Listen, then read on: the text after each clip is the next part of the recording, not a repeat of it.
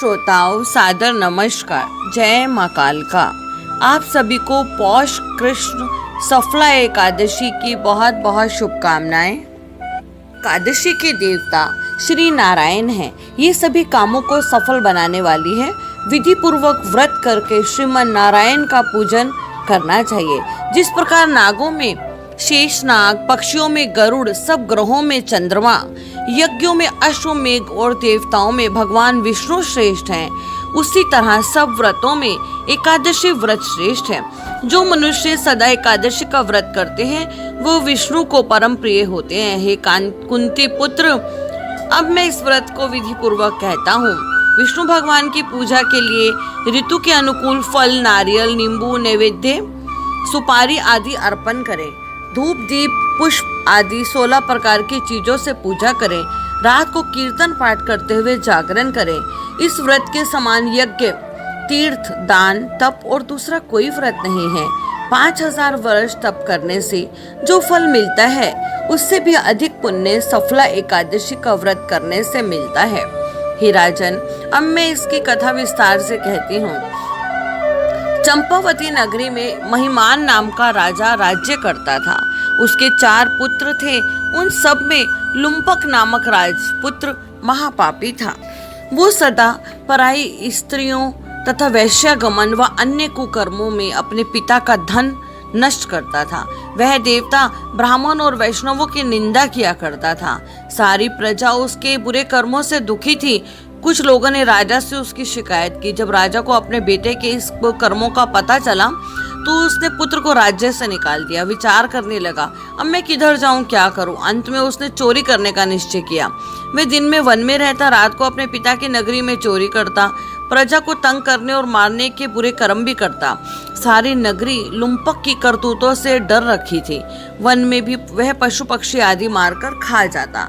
यदि कोई उसे चोरी करते हुए पकड़ लेता तो राजा के भय से छोड़ देता। कभी कभी प्रभु कृपा अनजाने में ही मिल जाती है। लुम्पक के साथ भी ऐसा ही हुआ। उस वन में जहाँ लुम्पक छिपकर रहता था, एक बहुत ही पुराना विशाल पीपल का वृक्ष था। उस वृक्ष के नीचे महापापी लुम्पक का डेरा था।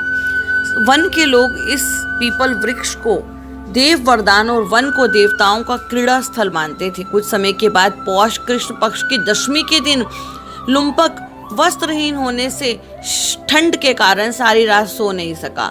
उसके हाथ पैर अकड़ गए। रात को जैसे तैसे तो कट गई। सूर्य उगने तक वो मूर्छित हो गया।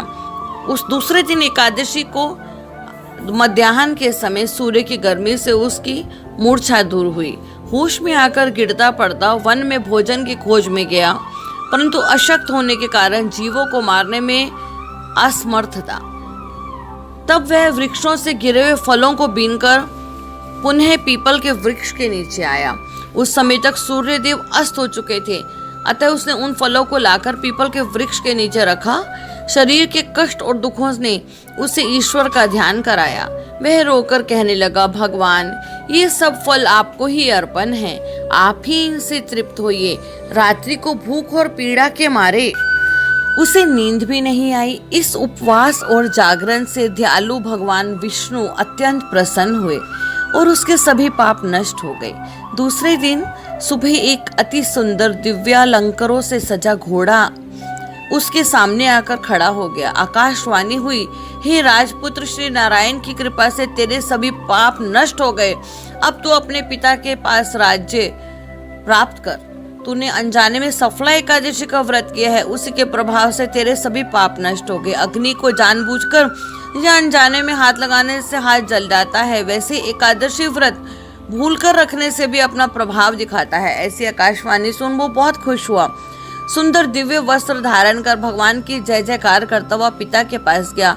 पिता ने खुशी से उसे हृदय से लगा लिया। अब उसके पिता समस्त राज्य भार उसे सौंपकर स्वयं तप करने के लिए वन में गए।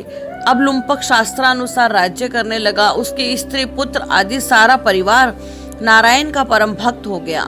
वृद्ध होने पर वह अपने मनोज नामक पुत्र को राज्य का सारा कार्य सौंपकर तपस्या करने के लिए वन में गया। अंत में वैकुंठ को प्राप्त हुआ। हे युधिष्ठिर, जो मनुष्य भक्ति पूर्वक सफला एकादशी का व्रत करते हैं उनके सभी पाप नष्ट हो जाते हैं, मुक्ति मिलती है। मनुष्य सफला एकादशी का व्रत नहीं करते, इसका महत्व नहीं समझते, वे पुंछ और सिंगों से रहित पशु के समान होते हैं। इस सफला एकादशी के महात्म्य के पढ़ने सुनने से मनुष्य को अश्वमेध यज्ञ का फल मिलता है। कहा जाता है दान करने से पुण्य मिलता है, लक्ष्मी नहीं घटती। अर्थात दान से रुपया जाता है, लक्ष्मी नहीं। घड़ी बंद होने से समय नहीं जाता, झूठ छुपाने से सच नहीं छुपता। माना दुनिया बुरी है, सब जगह धोखा है, लेकिन हम तो अच्छे हैं, हमें किसने रोका है। इसीलिए रिश्ते मौके के नहीं भरोसे के मोहताज होते हैं। भजमन नारायण नारायण हरि हरि। आप सभी को सफला एकादशी की शुभकामनाएं। मेरे चैनल को लाइक शेयर एंड सब्सक्राइब जरूर करें। Stay safe, stay home.